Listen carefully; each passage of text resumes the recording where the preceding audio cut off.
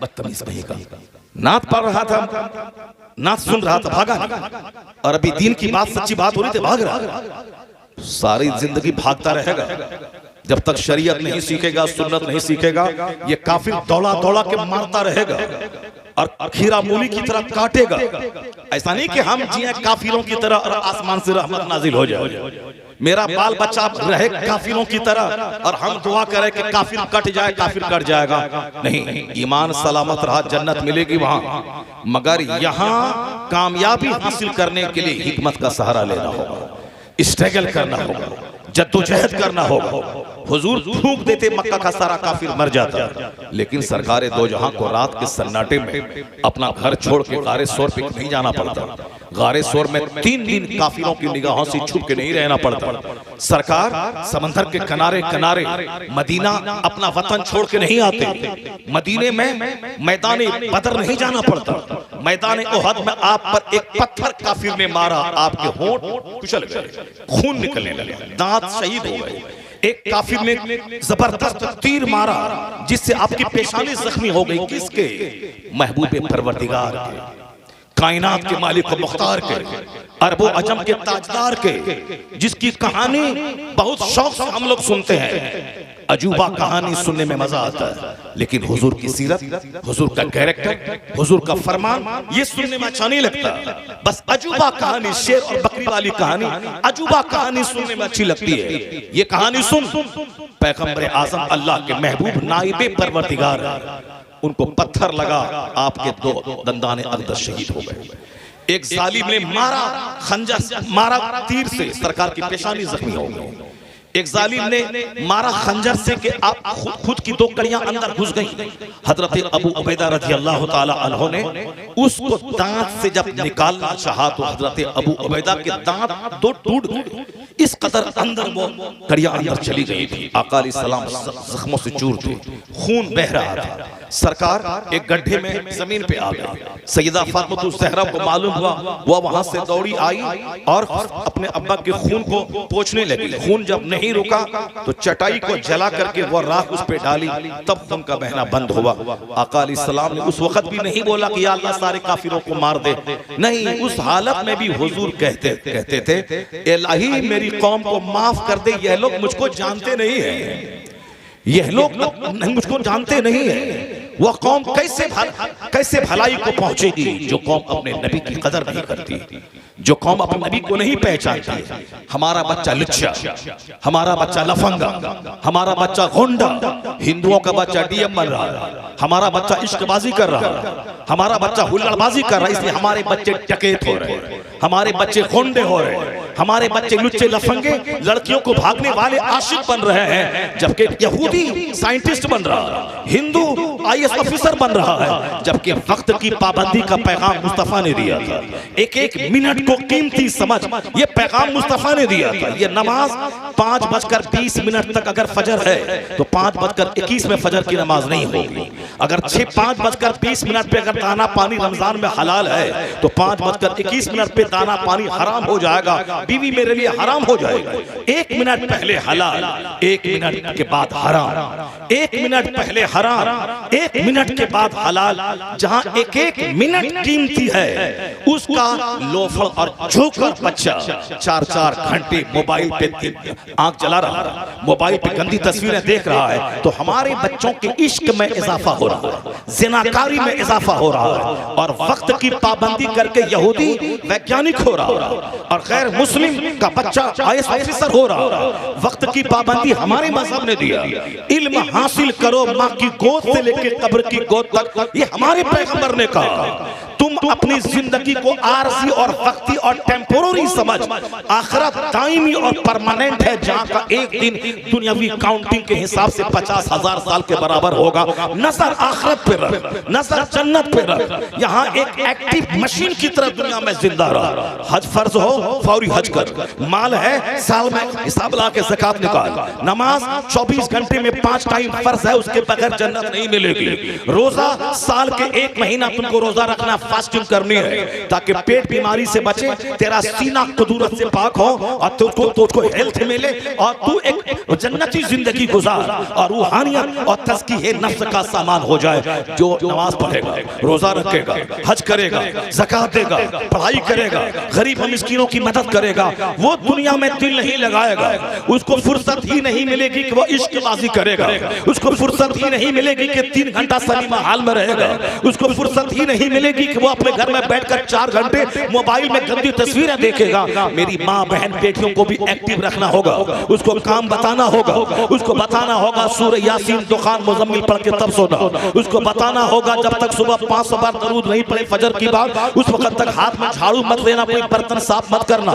ये जहालत का मसला है कि साहब आप दिन निकलने से पहले झाड़ू लगा दो, बर्तन साफ कर दो, बर्तन साफ होगा 10 बजे, कोई बरकत में कमी नहीं होगी। लेकिन अगर नमाज़े फज्र नहीं पढ़ा तो चेहरे का नूर अल्लाह छीन लेगा, रोजी से बरकतों को खत्म कर देगा। जो चीज इंपॉर्टेंट है उस पर काम नहीं करना है, बल्कि सुबह उठ के बर्तन लेके बैठ गए, सुबह उठ के झाड़ू लेके बैठ गए, सुबह दरवाजे और अंदर को पहुंच रही है, सुबह उठने के बाद नमाज लेके बैठना चाहिए, सुबह तिलावत लेके बैठना चाहिए, सुबह फजर की नमाज पढ़ के जिक्र अज़कार लेके बैठना चाहिए। ये हाथ में झाड़ू लेके चल गई, हाथ में बर्तन धोने के लिए साबुन लेके जा रही है। जो जरूरी है उसको गैर जरूरी समझ लिया, और जो गैर जरूरी है उसको जरूरी समझ लिया। जो इस्लाम इतने सारे फराइज़ और वाजिबात के बीच में हमें मसरूफ रखना चाहता है, चूंकि जो फालतू बैठेगा उसके दिमाग में गंदा ख्याल आएगा, जो फालतू बैठेगा उसके दिमाग में फजूल बातें आएगी, निगेटिव ख्याल आएगा। लेकिन जो वर्क में लगा रहेगा, फजर, जोहर, असर, मगरिब वर्क में लगा रहे, जो रोजा वर्क में लगा रहे, हज वर्क में लगा रहे, गरीब और मिस्किनों की खिदमत वर्क में लगा रहे, 8-10 घंटे बच्चा हमारा पढ़ता रहे, वर्क में लगा रहे। जो वर्क में लगा रहेगा उसे फालतू मोबाइल चलाने का मौका नहीं मिलेगा, दिमाग में गंदा ख्याल नहीं आएगा। शौहर बाहर में है, यहाँ उसकी बीवी घर में मोबाइल चला रही है, उसके दिमाग में तो गंदा ख्याल आएगा, वो वसवसा आएगा। शौहर रहे दिल्ली, पंजाब, अमेरिका, यूरोप में, यहाँ तो बदकारियां होंगी, नौकर के साथ, पड़ोस के छोकरों के साथ ज़िनाकारियां होंगी। अगर कोई काफिर का चेहरा मिल गया तो फिर उसके साथ भाग के दीन, इस्लाम, मजहब सब छोड़ करके काफिरों के साथ भाग जाएंगे। इनको मसरूफ रखो, इनको फजूल मत रखो। इस्लाम ने 5 वक्त की नमाजें इसीलिए दी हैं ताकि बंदा मसरूफ रहे, ये रोजा इसलिए दिया है ताकि बंदा मसरूफ रहे। कुरान में 100 जगहों पे जिक्र कसीर का जिक्र आया है कि कसरत से अल्लाह का जिक्र करो। नमाज जिक्र की बड़ी सूरत है, नमाज पढ़ने के बाद भी अल्लाह का जिक्र करो। आया है कुरान में, फैज़ा क़ज़यतमुस सलाता फ़ज़्कुरुल्लाह क़ियामन व क़ुऊदन व अला जुनूबिकुम। ये सारा फरमान पढ़ेगा काफिर, ये पढ़ेंगे वैज्ञानिक, ये पढ़ेंगे दूसरे लोग, और हम लोग काफिरों का डांस ले लिए, हम लोग काफिरों का हाफ पैंट ले लिए, हम लोग जोकरों का ढोल ले लिए, हम लोग काफिरों का डीजे ले लिए, हम लोग काफिरों की नाच ले लिए, हमारी बेटियां काफिरों की साथ जींस पैंट शर्ट ले लिया, हमारी बेटियां फिल्म एक्ट्रेस को अपना मॉडल समझ रही है, जबकि मुस्तफा के आने का मकसद यह था कि कायनात के लिए मॉडल बन के मुस्तफा आ गए, जो मकसद हयात बताने मुस्तफा आ गए। ये हमने सुना कि पैदाइश के वक्त में नूर चमका और आपकी माँ ने मुल्क शाम के महल को देख लिया। ये तो मुस्तफा लाजवाब है, उनका उनकी पैदाइश लाजवाब, उनका वक्त लाजवाब, उनका शहर मक्का लाजवाब, उनकी आराम का मदीना लाजवाब, उनके जीने का हर पल लाजवाब, उनका खानदान लाजवाब, उनके आबा अजदाद जनाब इब्राहिम लाजवाब, जनाब इस्माइल लाजवाब, उनका खानदान बनु हाशिम लाजवाब, उनके दादा अब्दुल मुत्तलिब लाजवाब, उनके बाप अब्दुल्ला लाजवाब। जब सारे लाजवाब थे, उन लाजवाबों के बीच से मोहम्मदुर रसूलुल्लाह लाजवाब बन के दुनिया में तशरीफ ले आया। ये तो अल्लाह रब्बुल इज्जत ने अपने महबूब को इज्जत दी है कि अल्लाह रब्बुल इज्जत ने अपने महबूब को शानदार माओं के जरिए, शानदार बाप के जरिए, शानदार मुल्क में, शानदार वक्त में, शानदार घड़ी में पैदा किया। पैदा क्यों किया, इस पे गौर करना होगा। हुजूर क्यों आए, हुजूर को दुनिया में क्यों सबसे आखिर में भेजा गया, ये क्या चीज है, पढ़ना पड़ेगा। अल्लाह ने अपने महबूब को भेजा है ताकि हमारा मकसद हयात बता दे, खुद मुसीबतें उठाकर वो हमें जिंदगी का राज समझा दे, बता दे कि दुनिया क्यों बनी है, बता दे कि हम क्यों मरेंगे, बता दे कि आखिरत कैसे कायम होगी। इसलिए मुस्तफा की सबसे पहली तकरीर जो हुजूर ने नबूवत के ऐलान के बाद किया था सफा पहाड़ से, उस पहाड़ की पहली तकरीर यही की थी, ऐ लोगों मैं पहाड़ पे खड़ा हूँ, मैं तुम्हें भी देख रहा हूँ, मैं पीछे पहाड़ के भी देख रहा हूँ। अगर मैं तुमसे ये कहूँ कि पीछे से एक फौज हमला आवर हो होने वाली है, क्या तुम मेरी बात मान लोगे? तो क्या कहा सहाबा ने? हाँ, मा जर्रबना अलैका इल्ला सिद्का, हमने आपकी जिंदगी में सिवाय सच के कोई तजर्बा ही नहीं किया है, हम तो आपकी ज़बान से सिर्फ सच ही सुने हैं, आप अगर कहेंगे तो हम मान लेंगे। हुजूर ने कहा कि अगर तुम्हें ये कहो तो तुम मान लेना। अब इससे बड़ी बात मैं तुमसे कह रहा हूं, हुजूर की पहली तकरीर में सरकार ने कहा कि जिस तरफ मैं तुझे देखता हूं, पीछे भी देख रहा हूं, उसी तरफ मैं दुनिया भी देख रहा हूं, और मरने के बाद जो आखिरत है उसको भी देख रहा हूं। मैं तुमको जहन्नम से डराने आया हूं, मैं खुदा के अजाब से डराने आया हूं, मैं नजीर बन के आया हूं। नजीर के मतलब अल्लाह के अजाब से डराने वाला। मैं मुबश्शिर बन के आया हूं। अगर तुमने दुनिया में ईमान लाया, अल्लाह पर यकीन किया, मुझको अल्लाह का नबी माना, और तुमने मुर्दार खाना छोड़ दिया, तुमने शराब छोड़ दी, तुमने सूद छोड़ दिया, तो आका फरमाते हैं मरने के बाद अल्लाह तुम्हें जन्नत देगा, जो जन्नत तुमसे छीनी नहीं जाएगी, वह सदा की जन्नत रहेगी, हमेशा, वहां मौत नहीं है।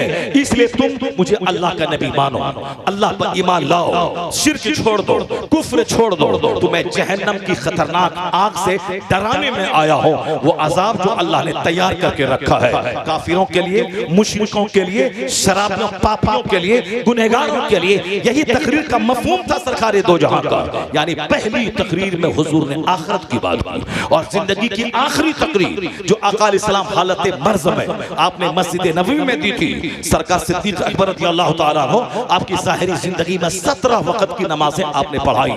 हुजूर को बुखार था, सरकार अपने हुजरे शरीफ में रहते थे, 17 नमाजें सिद्दीक अकबर ने पढ़ाई। जिस दिन आपका विसाल होगा उससे पहले आप फजर की नमाज के टाइम में आपने हुजरा की चादर हटा के देखा सारे सहाबा नमाज पढ़ रहे हैं। हुजूर के चेहरे पे मुस्कुराहट आ गई, यानी हम जो पैगाम लेके आए हैं उस पैगाम पर सारे अमल कर रहे हैं। इमामत हो रही है, नमाज हो रही है, आका अलैहिस्सलाम मुस्कुरा उठे। सहाबा फरमाते जब मैंने पलट के देखा तो देखा सरकार का चेहरा ऐसा चमक रहा है जैसे कि बादल की ओर से कोई चांद निकला हो। आका अलैहिस्सलाम सहारे से वो चल के मस्जिद आए। सिद्दीक अकबर पीछे हटने लगे, आपने कहा मत हटो। आप सिद्दीक अकबर के पीछे पहलू में आप बैठ गए। नमाज मुकम्मल की सिद्दीक अकबर ने। उसके बाद सरकार सहाबा की तरफ माइल मुतवज्जह होकर आपने तकरीर की थी। उस तकरीर में भी हुजूर ने यही कहा था, मैं तुम्हें अल्लाह के अजाब से डराता हूं, तुम अल्लाह पर ईमान लाना, मेरे बाद तुम कुफ्र करने मत लगना, आपस में एक दूसरे को ज़बह करने मत लगना, इख्तिलाफ व इंतशार में मत पड़ना, अल्लाह के हुकूक का ख्याल रखना, हुकूकुल इबाद का ख्याल रखना। ऐसी तकरीर मुस्तफा ने की, सारे लोगों की पलकें भीग गई। पहली तकरीर और आखिरी तकरीर, और दरमियान में जब भी हुजूर ने जुमा के दिन मस्जिद नबवी से खिताब किया, आखिरत की बात, जन्नत की बात। ये दुनिया आरजी टेम्पररी है, आज है कल खत्म हो सकता है, कल फजर के बाद तेरी मौत का ऐलान हो सकता है, कल सुहर के बाद तुम्हारी मौत का ऐलान हो। सरकार मस्जिद नबवी की तामीर कर रहे हैं, जो 2 यतीम बच्चों की जमीन थी, आपने पैसे दे के वो जमीन खरीदी, उसके बाद उस जमीन पे मस्जिद नबवी की तामीर हुई, जो आज दुनिया की सबसे बड़ी मस्जिद मस्जिद हराम के बाद है। मस्जिद नबवी शरीफ में आपने उस तामीर के वक्त में खुद पत्थर उठाया। पत्थर उठाते वक्त आप यही कहते थे, अल्लाहुम्मा ला ऐशा इल्ला ऐशुल आखिरा, आराम नहीं है मगर आखिरत का आराम, आराम नहीं है मगर जन्नत का आराम। क्या मतलब? आज हमारे घर में साहब 24 घंटे गुजर जाते हैं, एक दिन भी ना आखिरत का चर्चा है, ना अल्लाह के अजाब का चर्चा है, ना हम हिसाबो किताब का चर्चा है, ना कब्र का चर्चा है। इसीलिए हमारे बाल बच्चे ठेठ हो गए, हमारे बाल बच्चे पापी हो गए, हमारे बाल बच्चे काफिरों की तरफ माइल हो गए। इनके नजदीक अमिताभ बच्चन इनका मॉडल है, इनके नजदीक धोनी इसका मॉडल है, इनके नजदीक कोई नेता इसका मॉडल है, इनके नजदीक कोई साइंटिस्ट इसके लिए मॉडल है। जो कि चर्चा जिसका होगा उसकी मोहब्बत दिल में पैदा होगी। चर्चा यहाँ खिलाड़ी का है, प्लेयर का है, एथलेटिक्स साहब पहलवानों का है, चर्चा साहब फुटबॉल मैच का है, चर्चा वर्ल्ड टूर्नामेंट का है। तो बच्चों का दिमाग खेल की तरफ है। चर्चा माल का है, चर्चा पैसे का है, चर्चा फैक्ट्री का है, चर्चा मॉल का है, चर्चा जमीन की खरीदारी का है, चर्चा पैसा कमाने का है। इसलिए बच्चों के दिमाग में पैसा कमाने का जुनून चढ़ गया है कि हमें भी मालदार बनना है, हमें भी पैसा कमाना है। तो अब चर्चा यहाँ पैसे का है तो पैसे का जुनून चढ़ गया, चर्चा फिल्म का है तो फिल्म का जुनून चढ़ गया, चर्चा चर्चा नेतागिरी का है तो पॉलिटिक्स का जुनून चढ़ गया। जबकि कुरान शरीफ हदीस में आया है अल मरउ मअ मन अहब, a man will be with those whom he loves, आदमी उसके साथ होगा जिससे वह मोहब्बत करता है। और बुखारी में आया है कि जो जिससे ज्यादा मोहब्बत करता है उसका चर्चा वो ज्यादा करता है, चर्चा ज्यादा करता है। तो मोहब्बत सबसे ज्यादा मुस्तफा से होनी चाहिए ताकि घर में चर्चा सबसे ज्यादा नबी का हो,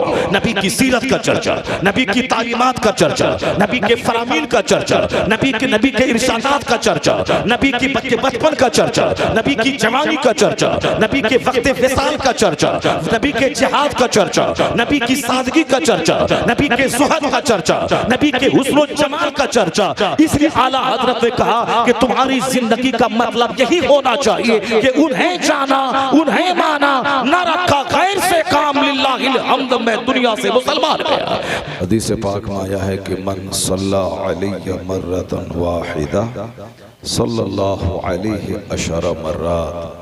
अकाल इस्लाम फरमाते हैं कि जिसने मुझ पर एक बार दरूद भेजा अल्लाह ताला उस पर 10 बार रहमतें नाजिल फरमाता है। दरूद पाक जो रोज़ाना 100 बार पढ़ता है अल्लाह तबारक व तआला अपने महबूब की शफाअत उसको अता फरमाता है। जो रोज़ाना 1000 बार दरूद भेजता है अल्लाह ताला उसके ऊपर जहन्नम की आग को हराम कर देता है। हर्रमल्लाहु जसदहु अलन नार, दलाइल खैरात शरीफ में इस हदीस पाक का जिक्र आया है कि आका फरमाते हैं कि जिसने मुझ पर 1000 दरूद रोज़ाना भेजा अल्लाह ताला उसके जिस्म को आग पे हराम कर देता है। तो दरूद पाक को एक रिवायत समझकर, एक दस्तूर समझ के नहीं बल्कि इबादत समझकर सवाब की नीयत से पढ़ना चाहिए। इसी महफिल के बहाने आदमी 10, 20, 50 बार दरूद पढ़ ले। एक बार सारे लोग मिलकर मोहब्बत से बावाज़ बुलंद फिर दरूद शरीफ पढ़ें, अल्लाहुम्मा सल्ली अला सय्यदना व मौलाना मुहम्मद मअदनिल जूद वल करम व आलिहि व बारिक व सल्लिम सलातो व सलामुन अलैका या रसूलल्लाह। अभी पिछले एक हफ्ते से रोज़ाना कर्नाटक, महाराष्ट्र, उड़ीसा, अलग अलग स्टेट्स के जलसे पढ़ रहा हूँ। लेकिन आज के जलसे की ख़ास खुसूसियत यह है कि एक हफ्ते में सबसे बड़ा मजमा आज मिल रहा है। सुभान अल्लाह। और बड़े का मतलब ये हुआ कि रात के भी 2:15 बज रहे हैं, यानी 2:20 हो गए। उस वक्त भी इतना बड़ा मजमा, ये आपके गांव की दीनदारी को दर्शाता है। सुभान अल्लाह। रूपपुर में रात के 2:30 बजे मुस्तफ़ा के दीवानों का इतना बड़ा इज्तिमा बताता है कि दीन से प्यार है आपके सीने में, आका अलैहिस्सलाम के जिक्र से दिलचस्पी है आपको। मर्द तो मर्द, ख़वातीन भी पर्दे में बैठकर जिक्र रसूल सुन रही हैं। बहुत कामयाब तरीन जलसा। लेकिन इससे भी बड़ा कामयाब हो जाता उस वक्त जबकि अपने मेहमानों को ताज़ा वक्त में सुनते। अभी बहुत सारे लोग हैं जो जा चुके हैं और जिनको रोज़ाना आप सुनते हैं उनको आपने क्रीम टाइम दे दिया, 10 बजे का, 11 बजे का, 12 बजे का, 1 बजे का। और जिस मेहमान को आपने पहली बार अपने गांव में बुलाया उनको उस वक्त आपने टाइम दिया है जब रात बिल्कुल ढलने वाली है, ख़त्म होने वाली। सैफ कानपुरी को आपने बुलाया, ये गालिबन पहली बार आपके गांव में आया है। जब पहली बार आए हैं, बाहर के मेहमान हैं, तो कम से कम 1 घंटे का टाइम इनको देना चाहिए कि 1 घंटा नात सुनाओ। मगर आपने इनको सबसे आखिर में दिया, आधा घंटा इन्होंने नात पढ़ी और फिर अब इनको रवानगी का टाइम है, चूँकि ट्रेन है। अब कोई जलसा 3, 3:30 तक तो चलता है, 4 बजे 4:30 जलसा टाइम ट्रेन है उनका, ट्रेन उनकी, मेरी भी ट्रेन है। मैं अक्सर 2-2.5 घंटे बोलता हूँ, ज़रूरतन 10 मिनट भी बोलता हूँ। ऐसा नहीं कि आप लोग ये समझ लें कि मौलाना साहब के बुलाने का मतलब है कि 2 घंटा बुलवाना पड़ेगा। नहीं, जुमा के दिन हम 15 मिनट बोलते हैं, कहीं कहीं आधा घंटा बोलते हैं। और कहीं बड़ी मजलिस रही तो 5 मिनट बोलते हैं, और कहीं कोई खतीब नहीं रहा अल्हम्दुलिल्लाह 5 घंटे तक बोलते हैं। ऐसा भी है। तो जहां जिस तरह का सिचुएशन रहता है उसी हिसाब से बोला जाता है। कल रात हसन भाई हमारे साथ थे, कमोबेश 2 से 2.5 घंटे की तकरीर हो गई, और आज हम 2 घंटे बोल ही नहीं सकते क्योंकि 2 घंटे हमारी ट्रेन छूट जाएगी। कल जहाँ जाना है उसको वहाँ तकरीर करने के लिए सफ़र शुरू करना पड़ेगा, इसलिए आज 1 घंटे से भी कम बोलना होगा। ये हमारी गलती नहीं है। मैं तो यहाँ 9 से पहले ही आ चुका हूँ। हाँ, अगर हमको आप 10 बजे बैठाते और 4 घंटे बुलवाते तो आज तक अब तक 4 घंटे हो गए होते हमारे, 10 से लेकर 4। लेकिन और दूसरे मेहमान का क्या होता है? जो होता है मंजूर खुदा होता है, सब अच्छा होता है। अल्लाह ताला आपके जलसे को कबूल फरमाए, अल्लाह ताला इस गांव में खूब बरकतें अता फरमाए। जिक्र रसूल जहाँ होता है साल भर तक वहाँ रहमतों की बारिश होती है। जिस साल ज्यादा महफिल मिलाद होती है, तजर्बा है 1000 साल का बुजुर्गों का कि उस साल खेतियां बड़ी सरसब्ज और शादाब होती हैं। इसलिए पहले अगर गरीबी आती थी, कहत छाता था, तो लोग महफिल मिलाद पढ़ते थे। 10 लोग बैठ करके अल्लाह रसूल का जिक्र करते थे। हिंदुस्तान के एक बहुत बड़े मुहद्दिस शेख अब्दुल रहीम मुहद्दिस देहलवी रहमतुल्लाह अलैह हर साल 12वीं शरीफ में छोटी बड़ी महफिल मुनक़िद करते थे। खुशहाली रहती थी, खूब अच्छा खाना खिलाते थे। कभी तंगी आई जिंदगी में तो उसी हिसाब से महफिल मुनक़िद करते थे, मगर कभी छोड़ते नहीं थे। इंसान की जिंदगी में कभी मुसीबतें आती हैं और कभी तकलीफ, कभी आराम मिलता है। ऐसा नहीं कि जो मौलाना साहब तकरीर करते हैं वो हमेशा खुश रहते हैं। जो तहज्जुद पढ़ते हैं, 100 रकात नमाज नफल पढ़ते हैं, उनके घर में कोई मुसीबत नहीं आती है, ऐसा नहीं। अगर मुसीबत नेक लोगों के घर में नहीं आती तो दुनिया के सबसे बड़े नेक आका अलैहिस्सलाम के साथ करा, उनसे बड़ा नेक कोई दुनिया में पैदा ही नहीं हुआ। सैयदुल मुत्तकीन है आका अलैहिस्सलाम, इमामुल अंबिया वल मुरसलीन है आका अलैहिस्सलाम। मगर जितनी मुसीबतें हुजूर की जिंदगी में आई उतनी मुसीबतें किसी की जिंदगी में नहीं आई। आका फरमाते हैं उज़ी तो फी सबीली हाज़ा, यानी दीन की राह में जितनी तकलीफ मुझे दी गई है उतनी तकलीफ न मुझसे पहले किसी को दी गई न बाद में किसी को दी जाएगी। किनको? जिनसे बड़ा कोई परहेजगार पैदा ही नहीं हुआ। आका अलैहिस्सलाम इस कदर कसरत से क़याम करते थे, खड़े होकर नमाज पढ़ते थे कि आपके पाए अक़दस फूल जाते थे। बहुत देर तक खड़े रहने की वजह से पाँव में सूजन आ जाती है। आका अलैहिस्सलाम के पाए अक़दस मुतवर्रम हो जाते थे। इतना लंबा क़याम 18 साल का जवान नहीं खड़ा रह पाएगा 5 घंटे 6 घंटे। और हुजूर का इतना लंबा सजदा होता था कि सैयदा आयशा रज़ियल्लाहु ताला अन्हा फरमाती हैं कि आका जब सजदे में जाते कभी कभी डर लगता था कहीं रूह परवास तो नहीं कर गई सरकार का। जाहिर सी बात है, जब कोई आदमी सजदे में गया 1 घंटे तक सजदे में पड़ा होगा तो घर के लोग देखेंगे तो उनको तो सस्पिशन होगा, तशवीश होगी, कहीं रूह तो नहीं निकल गई।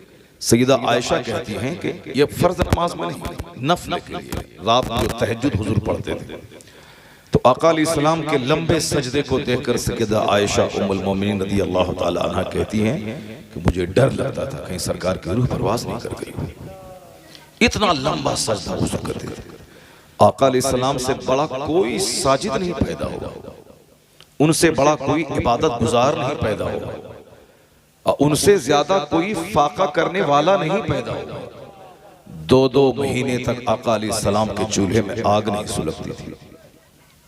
1 दिन 2 दिन हम लोग नहीं खाएं तो सारी नेकी तकवा परहेजगारी छत पे चली जाती है। लोग ताना देने लगते हैं कि बड़े नेक बनते हैं, दाने दाने को तरस रहे हैं। कोई अगर मरने से पहले बीमार रहा 10 दिन तो लोग कहते हैं कि बहुत पाप किया है, बहुत गुनाह किया है, वो सब कट रहा है। कोई हज को चला जाता है, लोग कहते हैं 900 चूहा खा के बिल्ली हज को जा रही है। इस कदर नेगेटिव और गंदी सोच लोगों की है कि कोई सजदे में रो रहा है तो लोग कहते हैं दिखाने के लिए रो रहा है। सबसे पहले दिमाग में नेगेटिव सोच आती है। कोई नमाजी है, तकलीफ आ गई, बड़े नमाज पढ़ते थे, तकलीफ आ गई, इसका मतलब है कि जरूर छुपा के कोई गुनाह होगा। तकलीफ काफिरों को भी आती है, मुसलमानों को भी आती है। तो अब है कि काफिर तकलीफ में औल-फौल बकता है, गाली देता है, और मोमिन तकलीफ में सब्र करता है, और सब्र करने की वजह से इसको इनाम मिलता है। सब्र का अज्र भी मिलता है और दुनिया में सब्र के बाद नेमतों में इजाफा भी होता है। अजबल अम्रिल मोमिन इन्न अम्रहु कुल्लहु लहु खैर वलैसा ज़ालिका लिअहदिन इल्ला लिलमोमिन इन असाबतहु सर्राउ शकरा फकान खैरुन लहु व इन असाबतहु दर्राउ सबरा फकान खैरुन लहु। ये बहुत मोतबर हदीस मैंने सुनाई आपको, मुस्लिम शरीफ की हदीस है। आका अलैहिस्सलाम फरमाते हैं मुसलमानों का मामला ताज्जुब खेज है, सबसे अलग थलग। काफिरों को दौलत मिलती है तो फिरौन बन जाता है, गरीबी आई तो अपने घर से मूर्ति को निकाल के बाहर फेंक देता है, बोलता है कि ये फायदा ही नहीं पहुंचाया तो इसको पूछ के क्या करेंगे, फेंक देता है। और कुछ लोग होते हैं कि गरीबी में खूब पूजा अर्चना करते हैं, मुसलमानों में भी है। कुछ लोग गरीबी में खूब अल्लाह अल्लाह करेंगे, आलिम के पास आएंगे, दुआ करवाएंगे। जहाँ खुशहाली आ गई, मस्जिद, मदरसा, खानका, मौलाना, सबसे दुनिया बढ़ जाती है, और दुनियादारों से, नेताओं से, गोंडों से, लुच्चों लफंगों से दोस्ती उसकी बढ़ जाती है।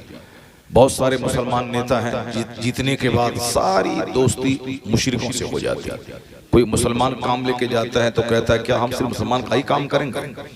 और कुछ लोग ऐसे होते हैं कि नेमत पाने के बाद उनकी इबादत बढ़ जाती है, उनका सजदा शुक्र बढ़ जाता है। ये आदमी के नेचर पे डिपेंड करता है कौन किस तरह की सोच रखता है।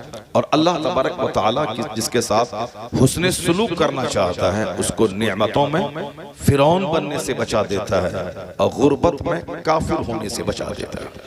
इसी सेंस को इस हदीस में हुजूर ने बयान फरमाया कि अजबल अम्रिल मोमिन, मुसलमानों का मामला सबसे अलग थलग है। How wonderful is the affairs of the believer.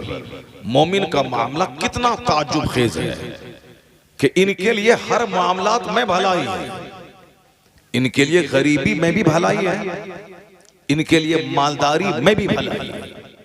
मुसलमानों के हक में गरीबी भी अच्छी चीज है, अब मालदारी भी अच्छी चीज है। वलैसा ज़ालिका लिअहदिन इल्ला लिलमोमिन।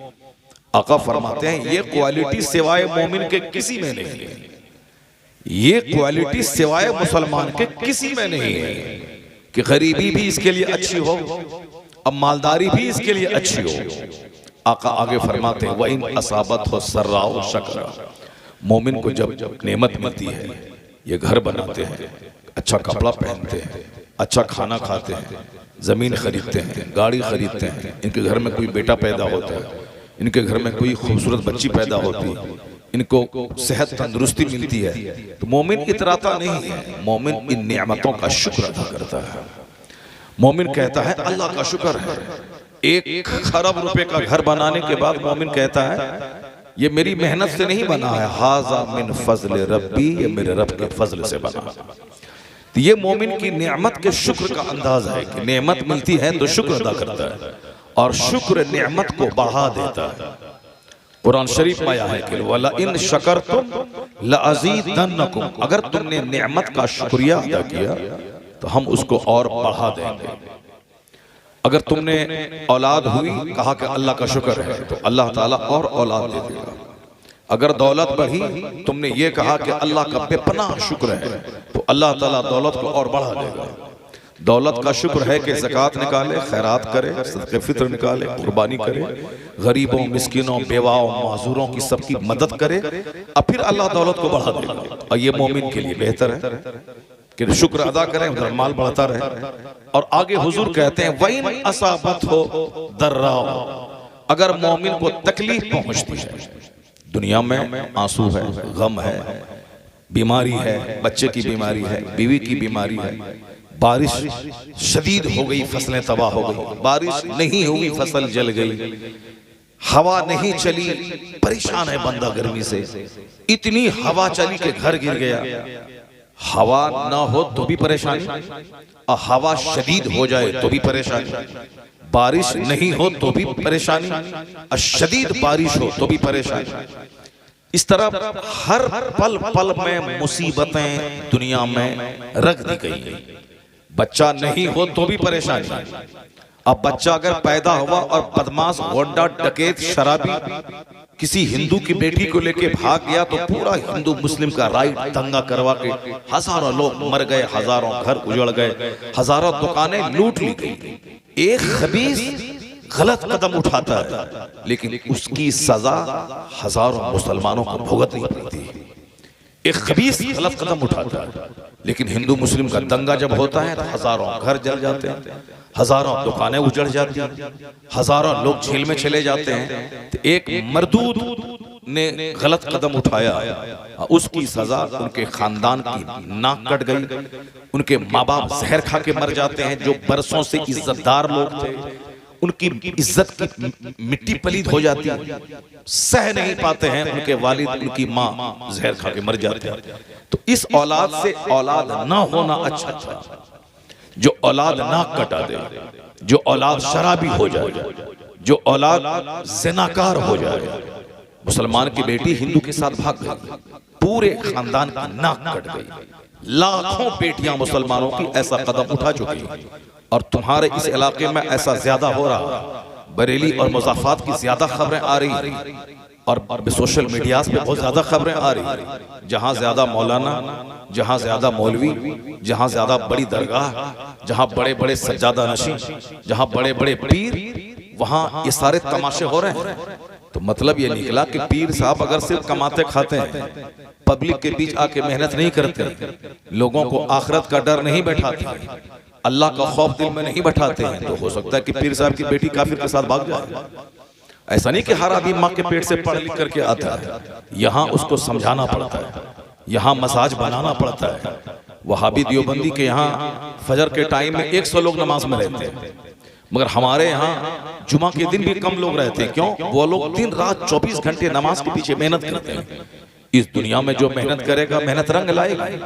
जन्नत मिलेगी मुसलमानों को मरने के बाद, मगर मुसलमान अगर नहीं पढ़ेगा लिखेगा तो इसका बेटा चपरासी भी नहीं बनेगा, इसका बेटा टीचर नहीं बनेगा। टीचर बनेगा वो जो पढ़ेगा, डीएम बनेगा वो जो पढ़ेगा, एसपी बनेगा वो जो पढ़ेगा, बैरिस्टर बनेगा वो जो 18 घंटे 10 घंटे स्टडी करेगा।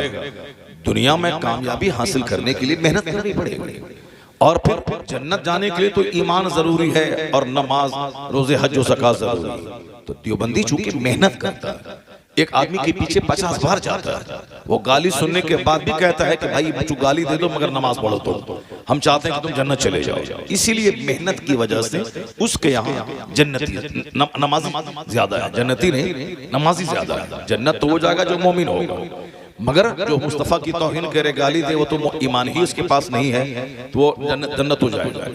लेकिन जन्नत नमाज पढ़ेगा, मेहनत होगी नमाज के लिए, नमाजी बनेंगे उसके। हमारे यहाँ चूंकि मेहनत है कम, बाल बच्चों पे मेहनत नहीं है।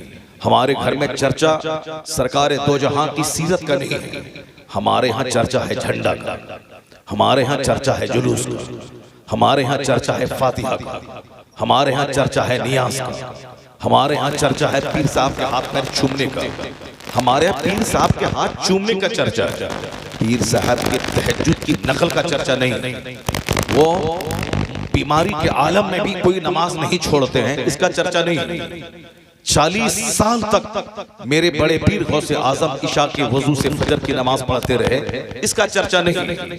इसका चर्चा अगर है भी जलसे में तो सिर्फ वाहवाही लूटने के लिए, प्रैक्टिकल में अपनी जिंदगी में नाफिज करने के लिए चर्चा नहीं है। मेरे शेख आजम 40 साल इशा के वजू से फजर पढ़े, तो हम कम से कम अपनी जिंदगी में झांक के देखें कि 40 दिन भी मेरा ऐसा गुजरा है कि इशा की नमाज अपने टाइम पे अब इशा के वजू से पढ़े हो, और फिर 8-6 घंटे सोने के बाद फजर की नमाज फजर के नए वजू से हम पढ़े हैं। मुतालबा ये नहीं कि तुम भी ईशा की वजह से फजर पढ़ो, मुतालबा ये है कि ये तो बड़े लोगों का काम है, मगर तुम ईशा की वजह से ईशा पढ़ो, 8 घंटे सोने के बाद फजर पढ़ो, फिर 8 घंटे काम करने के बाद जोहर पढ़ो, फिर 3 घंटे काम करने के बाद असर पढ़ो।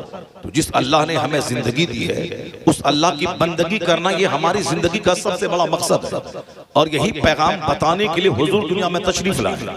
सरकार की तालीमात का चर्चा कम होता है, सिर्फ शेरनी और बकरी का चर्चा ज्यादा होता है। आका अलैहिस्सलाम 2 महीने तक आपके चूल्हे में आग नहीं सुलगती थी, सरकार ने कभी शिकवा नहीं किया कि या अल्लाह इतनी मुसीबतें क्यों हैं। हुजूर के चूल्हे में 2 महीने तक आग नहीं सुलगती थी, हुजूर ने सब्र का वो रिकॉर्ड कायम किया, एक बार भी उफ नहीं किया। क्योंकि झंडा उठाना बड़ा आसान है, 365 दिन में एक दिन झंडा उठाना, नमाज पढ़ना चूंकि मुश्किल है, मरते दम तक नमाज पढ़ना, 5 टाइम पढ़ना, सर्दी हो गर्मी हो आंधी हो तूफान हो, बच्चा मरे कि बेटी की बारात आए, किसी हालत में नमाज माफ नहीं है, चाहे पैर कटे चाहे हाथ कटे, नमाज किसी हालत में माफ नहीं है। और यही काम हमारे सारे बुजुर्गों ने किया, यही काम, यही पैगाम हदीस में है, कुरान में है, यही फिक़ह में है। क्योंकि ये टफ काम है, मरते दम तक डेली 5 टाइम मस्जिद जाना, नमाज पढ़ना, इसे मुश्किल काम लोग नहीं करते, लेकिन जुलूस 365 दिन में एक दिन निकालना ये आसान काम है, और 11वीं का बकरा खाना ये आसान काम है, गरीब नवाज की छठी करना ये आसान काम है। तो आसान काम लेके सुन्नी पड़ा हुआ है, और मुश्किल काम है नमाज, मुश्किल है साहब रमजान में 10 खत्म कुरान, मुश्किल है सच बोलना, मुश्किल है सदका तो खैरात करना, ये मुश्किल काम नहीं करना, आसान काम कर लेना। नात सुनी जन्नत चलेगी, जन्नत पक्की है, और नमाज से जन्नत नहीं जाएगी, जन्नत नहीं मिलेगी। जो बोलता है नमाज से जन्नत नहीं मिलेगी वो झूठ बोलता है, वो हदीस पाक का इनकार करता है। चूंकि क़यामत के दिन सबसे पहला सवाल नमाज का होगा, तुमने नमाज नात पढ़ी या नहीं पढ़ी, अल्लाह की कसम ये सवाल नहीं होगा। क्योंकि नात पढ़ना फर्ज नहीं है, नात पढ़ना सरकार की तारीफ, कुरान शरीफ की एक हर आयतें मुस्तफा की तारीफ, हदीस पाक में बेपनाह मुस्तफा की तारीफ। ये जो शायरी में नात पढ़ते हैं ये फर्ज वाजिब नहीं, लेकिन नमाज पढ़ना फर्ज है। 2 टाका कमाने के लिए लोग नात पढ़ते हैं, मगर जन्नत जाने के लिए लोग नमाज नहीं पढ़ते।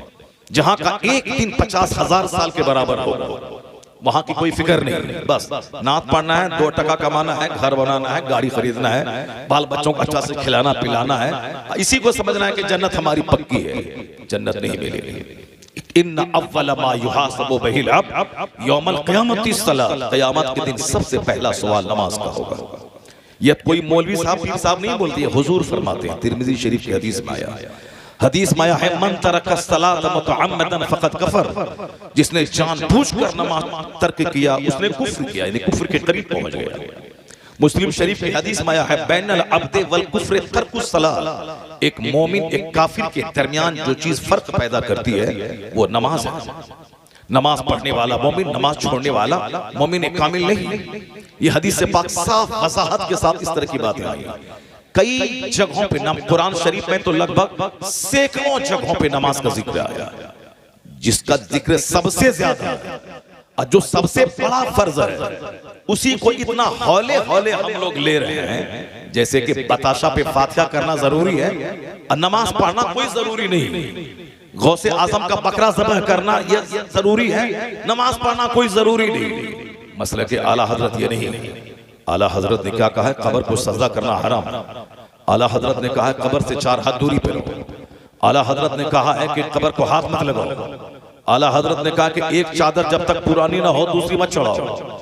आला हजरत ने कहा कब्र का तवाफ करना हराम है। मगर कितने लोग जो मानते, आला हजरत का मसलक ये नहीं कि सिर्फ तुम मजार पे जाओ, फातिहा पढ़ो और साहब पीर साहब के हाथ पे मुरीद हो जाओ, जन्नत तुम्हारे लिए पक्की हो जाएगी। नहीं, आला हजरत का मसलक वो जबरदस्त मसलक है जिसमें सबसे ज्यादा जोर ईमान के बाद नमाज पे दिया गया है। और आला हजरत ने जो जबरदस्त बातें नमाज पे लिखी हैं, कोई वहाबी देवबंदी नजदी का कोई मौलवी इतना नहीं लिखा है। आला हजरत ने कहा है कि नौकरी करना हराम है जिस नौकरी में नमाज पढ़ने की फुर्सत न मिलती। अब आप इतना सख्त जुमला कोई नहीं बोला होगा। आला हजरत ने क्या लिखा, वो नौकरी करना ही हराम है जिस नौकरी में नमाज पढ़ने की फुर्सत न मिलती। वह नौकरी छोड़ दे, चूंकि अल्लाह रुज़ी देने वाला है। लेकिन नमाज छोड़ के रोजी की तलाश, तो रोजी की फिक्र है और रज़ाक का ख्याल नहीं। तो आला हजरत का मतलब यह हुआ कि ऐसा नहीं कि नमाज की फातिहा मत करो, मिलाद मत पढ़ो, जुलूस मत निकालो, झंडा मत लगाओ, लाइटिंग मत करो। अगरचे लाइटिंग फर्ज नहीं, अगरचे फातिहा फर्ज नहीं, अगरचे झंडा जरूरी नहीं, अगरचे साल भर में एक बार यह जलसा करवाना कोई फर्ज वाजिब नहीं, सारी जिंदगी जलसा नहीं करवाए, क़यामत के दिन कोई सवाल नहीं होगा। लेकिन सवाल होगा कि तुमने ईशा की नमाज क्यों नहीं पढ़ी, ये सवाल होगा तुमने फजर की नमाज क्यों नहीं पढ़ी। जलसा सारी जिंदगी नहीं और रूपपुर में, कयामत के दिन कोई सवाल नहीं होगा कि तुमने जलसा क्यों नहीं करवाया, तुमने चंदा क्यों नहीं किया, तुमने लाइटिंग क्यों नहीं की, तुमने पूरे पूरे गांव को बिजली से क्यों नहीं सजाया। अल्लाह की कसम ये सवाल नहीं होगा, मगर ये सवाल होगा कि तुमने फजर क्यों नहीं पढ़ी, तुमने ज़ोहर क्यों नहीं पढ़ी, तुमने ईशा क्यों नहीं पढ़ी। अब इसका मतलब ये नहीं निकला कि झंडा लगाना हराम है, फातिहा पढ़ना हराम है, चादर चढ़ाना हराम है, नहीं। यही तो फर्क है। जो कहता सिर्फ नमाज पढ़ो, झंडा लगाना हराम है, खुशियां मनाना हराम है, वो भी जहन्नमी है, जहन्नम का रास्ता चुना। और जो ये कहता है कि सिर्फ झंडा, बिजली, बल्ब, बत्ती, 11वीं 12वीं, बकरा, छठी और लंगर, मालिदा, हलीम, खिचड़ा, और उसके बाद क्या है कि जुलूस मोहम्मदी, नमाज की क्या जरूरत है, अल्लाह ताला माफ कर दे, ये भी जहन्नम है। जो एक गैर जरूरी चीज को फर्ज समझे हुआ वो अभी जहन्नम का रास्ता चुना। और जो हलाल चीजों को, जायज चीजों को हराम कह रहा है वो भी जहन्नमी। यही फर्क है। जो जाहिल गद्दी नशी और जाहिल पीर फकीर सूफी बनता है, नमाज छोड़ करके बकवास करता, फातिहा, मिलाद, संदल, गागर, चादर पे जोर देता है, वो भी जहन्नम का रास्ता चुना।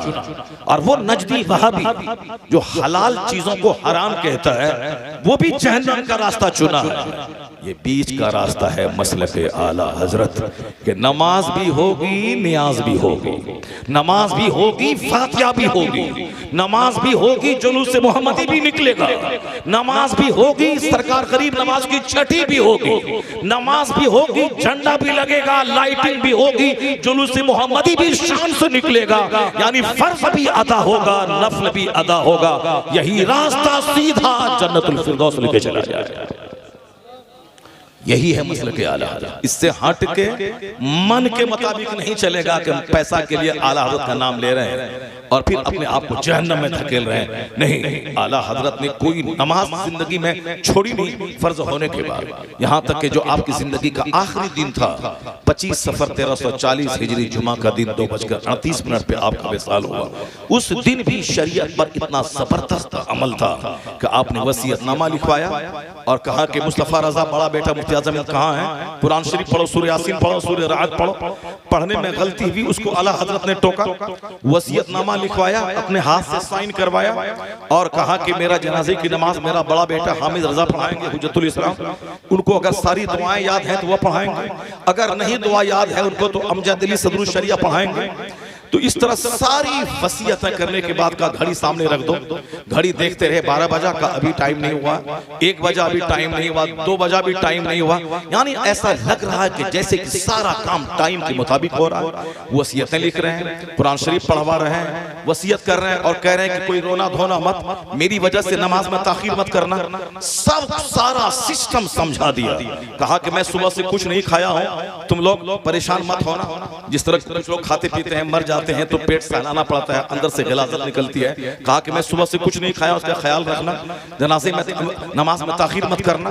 और सारी वसीयतें की और कसरत से कलमा शरीफ पढ़ते रहे, सफर की दुआ पढ़ते रहे। 2:38 के करीब आपने कहा तमाम तस्वीरों को हटा दो। कहा तस्वीर का गुजर आला हज़रत के घर में कहाँ है तस्वीर, आला हज़रत घर में तस्वीर कहाँ है। कहा लोगों ने सब सोचने लगे कहाँ तस्वीर है, कहाँ फोटो है। यहाँ तो इस्लाम में तो चूटी की तस्वीर घर में लगाना दुरुस्त नहीं है, तो फिर यहाँ पे फोटो कहाँ है। जब सब चुप हो गए तो आला हज़रत ने कहा वही रुपया पैसा, रुपया में जो विक्टोरिया की तस्वीर है। तो कहा सारे लोग समझ गए, अपनी जेब से सब निकाल के लोगों ने साइड किया। फरिश्तों के आने का वक्त हो गया, एक नूर चेहरे पे चमका।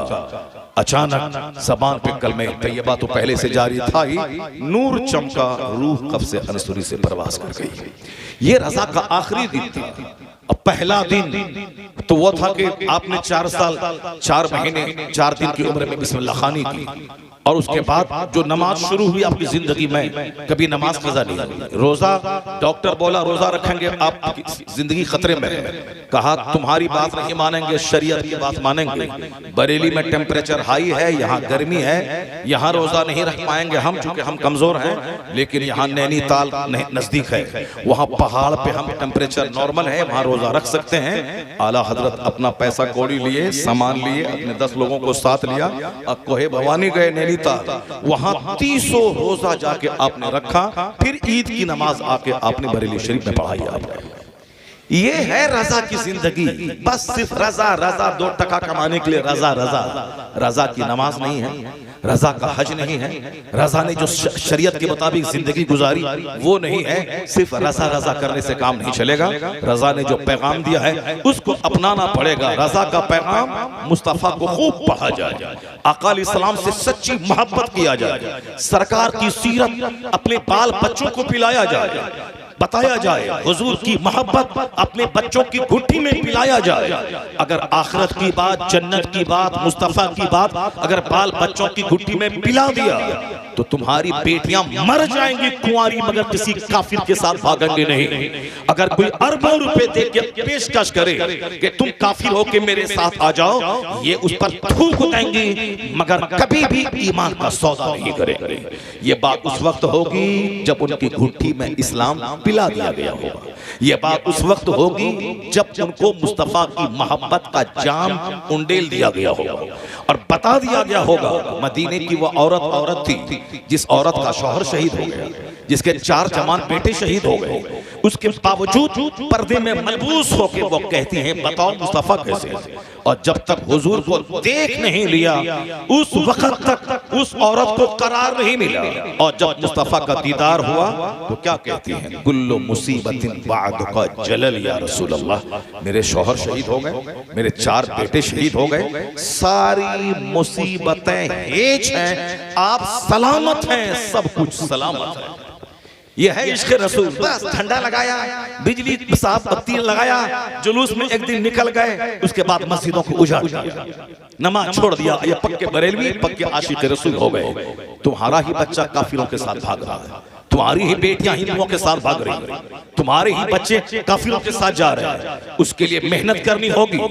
बुजुर्गों ने ये सुना, हमने इस शेर को सिर्फ मजा लेने के लिए, सुभान अल्लाह कहलवाने के लिए, नारा लगवाने के लिए हमने ज़बान पे रट लिया और उसी को चला रहे हैं, जबकि इसमें 1 लाख बातों का एक बात इसमें कही गई है। आला हजरत ने 50 सफ़हात में जो बात कही जा सकती है, 50 चैप्टर पे, उसको समेट कर एक शेर की शक्ल फैला दिया आला हजरत ने। आला हजरत ने खुद उस तरह की जिंदगी गुजारी। आपका दादा बड़ा लाजवाब था, मगर कभी कोई बता दे कि रजा अली खान जो वक्त के वली और वक्त के कुतुब थे, उनके बारे में रजा ने कोई किताब लिखी हो? रजा अली खान बहुत बड़े कुतुब थे। भाई बरेली की गली आज तक गवाह है कि रास्ते से गुजर रहे हैं, एक हिंदू तवाइफ ने आपके ऊपर रंग डाला, होली का जमाना था, आपका जवान मुरीद वो चढ़ के उसको मारने के लिए कोठे पे चढ़ने लगा, लेकिन आपने क्या कहा, मत मारो, उसने मुझको रंग दिया है, अल्लाह ताला उसको रंग देगा, अल्लाह ताला उसको रंग देगा। चंद मिनट के बाद वो तवाइफ नीचे आई, हजरत के पांव पे गिर के तौबा इस्तिगफार करके कलमा पढ़ के मुसलमान हो गई। हजरत ने उस नौजवान से उसका अक्द कर दिया, उसको बदकारी और ज़िना से हमेशा के लिए बचा दिया, कुफ्र से बचा दिया। कहा था उसने हमको रंग दिया है, अल्लाह उसको रंग देगा। यह बोली कुतुब की बोली है, मगर कभी आला हजरत अपने दादा के बारे में कोई किताब नहीं लिखी कि मेरा दादा लाजवाब था, मेरा दादा कुतुब था। ज़िमनी तौर पर चर्चा कहीं आ गया तो लिख दिया। आपके वालिद अपने जमाने के सबसे बड़े मुफ्ती थे हिंदुस्तान के, लेकिन आपने उन पर कोई बायोग्राफी पे किताब नहीं लिखी कि मेरा बाप का बचपन ऐसा, जवानी ऐसी, बुढ़ापा ऐसा, मौत ऐसी, हज ऐसा, मेरा बाप लाजवाब था। नहीं, ज़िमनन तज़किरा आ गया तो आपने तज़किरा कर दिया, उस पर कोई बायोग्राफी आपने नहीं लिखी। न दादा का चर्चा, न बाप का चर्चा, न अपने परदादा आजम खां का चर्चा जो अपने जमाने के वली कामिल थे। चर्चा जब भी कलम उठाया है मुस्तफ़ा की अजमत का चर्चा, हुजूर के इल्म गैब का चर्चा, सरकार के इख्तियारात का चर्चा, सरकार के मोजज़ात का चर्चा, सरकार की तालीमात का चर्चा। और जब भी ज़बान खोला है इस्लाम का चर्चा, पैगंबर इस्लाम का चर्चा, हुजूर की अजमत का चर्चा, सरकार पे होने वाले हमलों का दिफा, तहफ़्फ़ुज़ नामूस रिसालत में सारी जिंदगी का एक लम्हा रज़ा ने लगा दिया। सिर्फ 2 घंटा सोते थे, बाकी पूरे 22 घंटे जरूरियात से फारिग होकर सिर्फ मुस्तफ़ा की अज़मत का डंका बजाने में लगे रहते थे। उसकी दलील आज उनकी सारी किताबें मौजूद हैं। फतवा रज़िया गवाह है, तर्जुमे कुरान गवाह है, हदायत के बख्शिश गवाह है, अलम वल उला गवाह है, किफ़ुल फ़क़ीहिल फ़ाहिम गवाह है। उनकी जो 1000 के करीब किताबें हैं वो किताबें गवाह हैं कि रज़ा ने इस्लाम की अज़मत का डंका बजाया, नबी किया, सरकारे दो जहां की सीरत बयान किया, हुजूर की रिफ़त बयान किया, हुजूर का चर्चा किया। तो आज अल्लाह ने उसका इनाम ये दिया कि नबी करने वाला रज़ा अल्लाह ने सौदागरान से उठाकर इज्जत के उस आसमान पे पहुंचा दिया कि अमेरिका में रज़ा, हॉलैंड में रज़ा, श्रीलंका में रज़ा। ऐसा लगता है कि वादी रज़ा की कोहे हिमालय रज़ा का है, जिस समय तो देखिए वो इलाका रज़ा का है। A man who dedicates his life for the sake of Allah, Allah gives him name, Allah gives him fame, Allah gives him popularity। जो अपना जीवन अल्लाह के लिए समर्पित कर देता है, अल्लाह उसे शोहरत देता है, अल्लाह उसे मकबूलियत देता है, अल्लाह उसे बुलंदी देता है, अल्लाह उसे इज्जत देता है। तो इस्लाम सिर्फ थ्योरी का नाम नहीं है, इस्लाम प्रैक्टिकल पे जोर देता है, इस्लाम अमल पे जोर देता है। नमाज, रोज़े, हज और ज़कात बेसिक पिलर है, इस्लाम उस पे जोर देता है। उम्दा आदात, उम्दा अखलाक, उम्दा तहजीब पे इस्लाम जोर देता है। जो हदीस मैंने पढ़ी उस हदीस का मतलब यही था, हुजूर ने कहा मुसीबतें जिंदगी में आएंगी, ऐसा नहीं कि जो नमाज पढ़ेगा, रोजा रखेगा, जो वली होगा, जो कुतुब होगा, उस पर कोई मुसीबत नहीं आएगी। हुजूर कायनात के मालिक हैं, आपका बेटा आपके सामने मर गया, तो हुजूर ने ये नहीं कहा कि मैं तो सारे पैगंबरों का सरदार हूँ, मैं तो अल्लाह का नबी हूँ, मेरा बेटा क्यों मर गया। नहीं, मकसद हयात समझाने मुस्तफ़ा आए थे। तो बेटा के मरने के बाद आंख से आंसू निकल रहा है, लेकिन ज़बान खामोश है।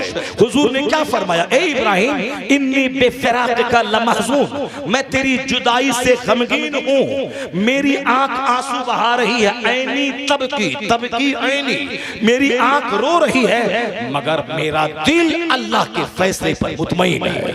मैं ज़बान से ऐसा कुछ नहीं बोलूंगा जिससे मेरा खुदा नाराज हो जाए। क्या मतलब मुसीबतें आएंगी, सब्र करना होगा, खामोश रहना होगा, अल्फाल नहीं बकना होगा, तकदीर पर ईमान लाना होगा कि जो कुछ अल्लाह ने लिखा है वह हुआ, और जो कुछ अल्लाह ने लिखा है वह होगा।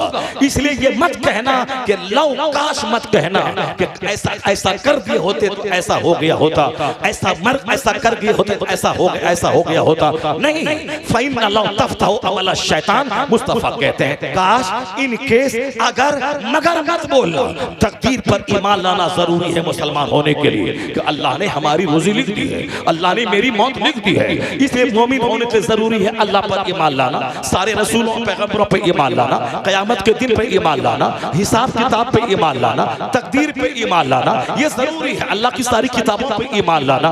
जरा भी शक हुआ कि क़यामत कायम होगी कि नहीं होगी, कौन देखा है, वो काफिर हो जाएगा। क्योंकि मुसलमान बनने के लिए जिस तरह ये दुनिया पे यकीन है, उसी तरह इस दुनिया से ज्यादा आखिरत पे विश्वास करना होगा। जैसे ये दुनिया है, रात है, दिन आएगा, सूरज निकलता है, चांद निकलता है, महीना आता है, साल आता है, उसी तरह इससे ज्यादा फैक्ट है कि आखिरत है, क़यामत कायम होगी, हिसाब किताब होगा, हर स्याह सफेद सामने आएंगे और हर नेकी पति को तौला जाएगा। या इस दुनिया से ज्यादा फैक्ट है उस दुनिया की बात है। जरा भी डाउट और शक हुआ उसमें कि नहीं होगा, इसी दुनिया में जन्नत जहन्नम है, वह सीधे इस्लाम से खारिज हो जाएगा। उसका यकीन खत्म, ईमान खत्म। यह ईमान नाम है यकीन का कि अल्लाह ने जो लिखा है वही होगा। रोजी अल्लाह ने लिख दिया है, मौत अल्लाह ने लिख दी है, बाकी हमको अल्लाह ने कहा है रोजी तलाश करो, हम तलाश कर रहे हैं। अल्लाह ने कहा है जमीन पे फैल जाओ, हम जमीन पे फैल रहे हैं, हम पढ़ रहे हैं, लिख रहे हैं, खेती बाड़ी कर रहे हैं, दुकान में बैठ रहे हैं। तो यकीन करना होगा जैसे अल्लाह रोजी लिखा है, मगर मुझको खेत जाना होगा, कॉलेज स्कूल में पढ़ के नौकरी करनी होगी, उसी तरह अल्लाह जन्नत देगा। मेरे मेरे गुनाह को माफ करेगा, लेकिन रोजी देने वाला अल्लाह है तो मुझे खेत और दुकान जाना होगा। उसी तरह अल्लाह बख्शने वाला है मगर मुझको मस्जिद जाना होगा, सजदा करना होगा, नमाज पढ़नी होगी। जिस तरह दुनिया में रोजी देने वाला अल्लाह है मगर मुझको खेत जाना होगा, खलियान जाना होगा, फैक्ट्री जाना होगा, पढ़ना लिखना होगा, कंपटीशन फेस करना होगा, उसके बाद नौकरी मिलेगी तो रोजाना 5 घंटे ड्यूटी पे जाना होगा, रिटायरमेंट तक तब जाके 2 टका मिलेगा, उससे रोटी खाएंगे, बाल बच्चों को पालेंगे। रोजी देने वाला अल्लाह है मगर तुमको तदबीर करनी होगी। ठीक यही पॉइंट आखिरत के लिए क्यों कमजोर हो जाता है आपका? अल्लाह माफ कर देगा। हम ज़िना करें, शराब पिएं, पाप करें, झूठ बोलें, सूद खाएं, गीबत करें, दूसरों की जमीन हड़पें, समाज में लड़ाई झगड़ा करें, कुत्तों की तरह एक दूसरे से लड़ें, समाज में मोहब्बत न करें, एक दूसरों की तकलीफ पे सब्र न करें, एक गाली दी तो 10 गाली दे दें और सब घमंड का पुतला बने और जन्नत हमारे लिए पक्की है। नहीं होगा ऐसा। चले पूरब और पहुंच जाए काबा, नहीं होगा। तू काबा न रसी ए रबी की रहते मी रबी बतुर्किस्तान। तू जो रास्ते पे जा रहा है ये रास्ता काबा तक नहीं ले जाएगा, ये रास्ता तो तुर्किस्तान ले जाएगा। ये रास्ता पूरब का है, पश्चिम का नहीं है। यही पैगाम कुरान का, यही पैगाम मुस्तफा का, यही पैगाम हदीस का, यही पैगाम औलिया और सालिहीन की जिंदगी का। बता दें कि हम लोग कहां उस पैगाम से हट के अपने अपने हाथ में अलग अलग डफली, अलग अलग राब अला पे हुए हैं। कोई पीर के लिए लड़ रहा है, कोई साहब जात बरादरी के लिए लड़ रहा है, कोई साहब अपने अपने इलाके के इलाकायत को लेकर मर रहा है। हुजूर ने तकरीर में कहा था हज्जतुल फतह के मौके पर, अब इस्लाम आ गया है, मैं अल्लाह का पैगाम पहुंचा चुका हूं। अब सुनो, ला फज़ला लि अरबिय्यिन अला अजमी, किसी अरबी को अजमी पर, किसी अजमी को अरबी पर कोई फौकियत नहीं होगी। मैं अब इस्लाम लेके, इस्लाम आ गया है, इस्लाम कंप्लीट हो चुका है। कोई काला गोरे पर फौकियत नहीं रखेगा, कोई गोरा काले पर फौकियत नहीं रखेगा। मुस्तफा कहते हैं अब जिसका अमल अच्छा होगा, जो अल्लाह से डरेगा। कुरान शरीफ की आयत पढ़ के सुनाई आपने, इन्ना अक्रमकुम इंदल्लाहि अत्काकुम, यानी हुजूर ने फरमाया तुम में सबसे ज्यादा इज्जत वाला वो होगा जिसका कैरेक्टर सबसे ज्यादा अच्छा होगा। यहाँ कोई अपने खानदान के घमंड में पड़ा हुआ है, शेख में डूबा हुआ है, पैठान में मर रहा है, साहब कोई जोलाहा अंसारी को समझ के उसको साहब चारों शाने चित करके उसको हकीर समझ रहा है। ये यहूदी क्रिश्चियन को कहता है काफिर है, या क्रिश्चियन यहूदी को कहता है काफिर है। सूरह बकरा में आया है, कालतिल यहूदु लैसतिन नसारा अला शै, यहूदी कहते हैं कि नसरानी कुछ नहीं है, काफिर है। वकालतिन नसारा लैसतिल यहूदु अला शै, और नसरानी कहते हैं यहूदी काफिर है, 0/0 है, कुछ नहीं। ये कुरान शरीफ में आया है। यहूदी कहते हैं नसरानी 0 और नसरानी कहते हैं यहूदी 0, या दोनों को जब मौका मिलता है एक दूसरे को काट देते हैं। जर्मनी का हिटलर 30 लाख यहूदियों को ज़बह कर दिया, जब मौका मिला ज़बह कर दिया। और इन यहूदियों को जब मौका मिलता है ये यहूदी क्रिश्चियनों को ज़बह कर देते हैं। लेकिन एक कौम मुस्लिम जो एक दूसरे को 0 और काफिर कहता है, वो आज हमें मिटाने के लिए दोनों एक हो गया है।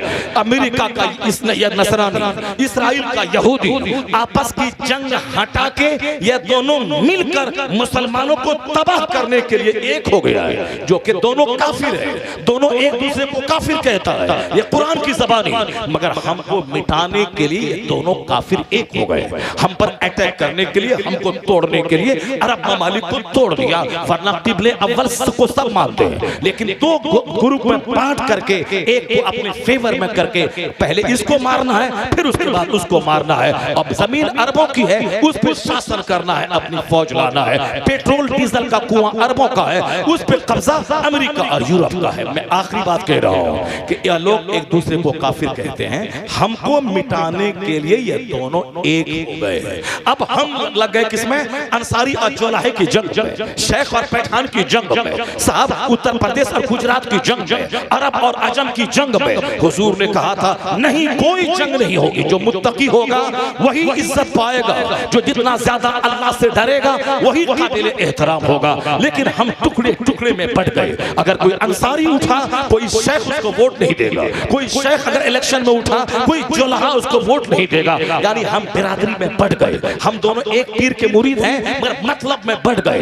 1.5 ईंट की डेढ़ ईंट की मस्जिद लेके बैठ गए। पहले वहाबी देवबंदी से लड़ते थे, चलो वह गुस्ताख रसूल है, इस्लाम से खारिज है, वह मुर्तद है, वह मुनाफिक है, वह काफिर है, नबी की तौहीन की, इस्लाम से निकल गया। लेकिन तुम तो सुन्नी हो, तुम आपस में क्यों लड़ गए अपने पीर के नाम पे? तुम तो रज़वी हो, क्यों लड़ गए तुम अपने मुर्शिद के खानदान के शेख के नाम पे? क्यों आपस में बढ़ गए? क्यों कोई इस खेमे में चले गए, क्यों उस खेमे में चले गए? तुम सब तो सुन्नी सलातो सलाम फातिहा मिलाद पढ़ने वाले हो, तुम लोग आपस में क्यों लड़ गए? कब्रिस्तान में लड़ाई, मस्जिद में लड़ाई, खानका में लड़ाई, साहब मदरसे में लड़ाई, स्कूल में लड़ाई, जलसे के नाम पे लड़ाई, जनाज़ागाह के नाम पे लड़ाई। ये लड़ाई ने हमको कमजोर करके रख दिया। ये यहूदी और नसरानी का इससे सबक सीखो। जब ये काफिर मुत्तहिद होके हमको मिटाने की कसम खा लिया है, तो आज वक्त का सबसे बड़ा पैगाम, वक्त की सबसे बड़ी जरूरत है, ये जात बिरादरी की जंग छोड़ दे।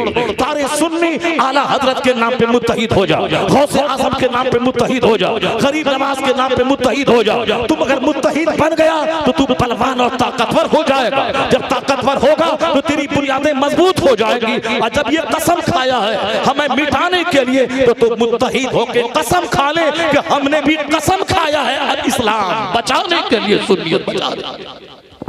और तुम भी कसम खा ले, वरना डेढ़ ईंट की मस्जिदों में पड़ जा। नमाज के लिए कोई जंग नहीं है, आज जंग है ढोलक पार्टी के लिए जंग है, आज जंग है चादर पोशी के लिए जंग है। जो सारी जिंदगी अगर चादर नहीं चढ़ाए कोई काफिर नहीं होगा, एक गुनाह तक नहीं होगा, मगर उसके लिए जंग है। संदल के लिए जंग है, गाजर के लिए जंग है, और नमाज के लिए कोई जंग नहीं। और साफ गुनाहों से बचने के लिए कोई आपस में साफ एक दूसरे से जुदाई और एक दूसरे से लड़ाई नहीं। लड़ाई सारी की सारी अननेसेसरी चीजों पे है। कंपलसरी फर्ज को फर्ज समझना होगा, नफल को नफल समझना होगा, जो जरूरी है उसको जरूरी के खेमे में रखना होगा, और जो गैर जरूरी है उसको गैर जरूरी के खाने में रखना होगा। नमाज फर्ज है, प्रायोरिटी उसको देनी पड़ेगी। फातिहा मिलाद साइड की चीजें हैं, उसको सब्सिडरी हैसियत देनी पड़ेगी। फर्ज को पहले, वाजिब को पहले, सुन्नत मौक़िदा को पहले, सुन्नत गैर मौक़िदा को पहले। बाकी जो इस्तेहबाब है, नवाफिल है, अच्छे काम है, उसको करो तो सवाब, नहीं करो तो कोई गुनाह नहीं, उसको इसी खाने में रखना होगा। ऐसा नहीं होगा कि फर्ज को नफल समझ के साइड कर दिया और जो नफल है उसको फर्ज समझ लिया, ऐसा नहीं होगा। तू बकाबा नरसी राबी की रह के मीरा भी बतुर्किस्तान रास्ता, तू काबा नहीं पहुंच पाएगा। इसलिए कि ये जो रास्ता तुमने चुना है, ये रास्ता काबा का नहीं है, ये रास्ता तुर्किस्तान का है। अल्लाह तबारक व तआला हमको और आपको सबों को अपने नबी से सच्ची मोहब्बत की तौफीक अता फरमाए। खूब शायरों को सुना और खूब दाद दिया, टाका से भी दाद दिया, पैसे से भी दाद दिया, और जबान हिला हिला के भी दाद दिया, और माइक ऐसे करके भी दाद दिया। हदीस सुना रहा हूँ तो फिर साहब आप चुप हो गए, कुरान सुना रहा हूँ चुप हो गए। जरा जोर से बोलो सुभान अल्लाह, हाथ उठा के बोलो ला इलाहा इल्लल्लाह। वादा करो कि फर्ज को फर्ज समझेंगे, बोलो इंशाअल्लाह। जो फातिहा मिलाद नफल है उसको नफल समझेंगे, फर्ज को प्रायोरिटी तरजीह देंगे, और आपस के इख्तलाफात मिटा के आला हजरत गौसे पाक के नाम पे आपस में मुत्तहिद हो जाएंगे, और मुत्तहिद होकर इस्लाम और सुन्नियत और मसलक के आला हजरत को बचाएंगे। अल्लाह ताला आपके घरों में बरकतें अता फरमाए। बातें तो 2-2.5 घंटे 3 घंटे की मुझको करनी थी, मगर मैंने जो कंपलसरी जो जरूरी बातें थी मैंने उसको किया है। क्योंकि हमारे पेशरो खतीब जितने आए वो सब ने मिलाद बयान किया है, सरकार की पैदाइश बयान की है। मैंने हुजूर की तालीमात का निचोड़ आपके सामने बयान किया है। सरकार के आने का जो मकसद है वो मकसद बिअसत मैंने बयान किया है। आका अलैहिस्सलाम क्यों आए हैं, क्यों सरकार हमारा हमको क्या दिखाने आए हैं, क्या सिखाने आए हैं, और हम कहाँ जा रहे हैं। हमने उसी पे एक थोड़ा सा बिंदु मैंने डाला है, प्रकाश मैंने डाला है। अगर दिल में बात अगर आ गई तो मुझे उम्मीद है कि ये दिलों की रोशनी के लिए ये जुमले काफी हो जाएंगे।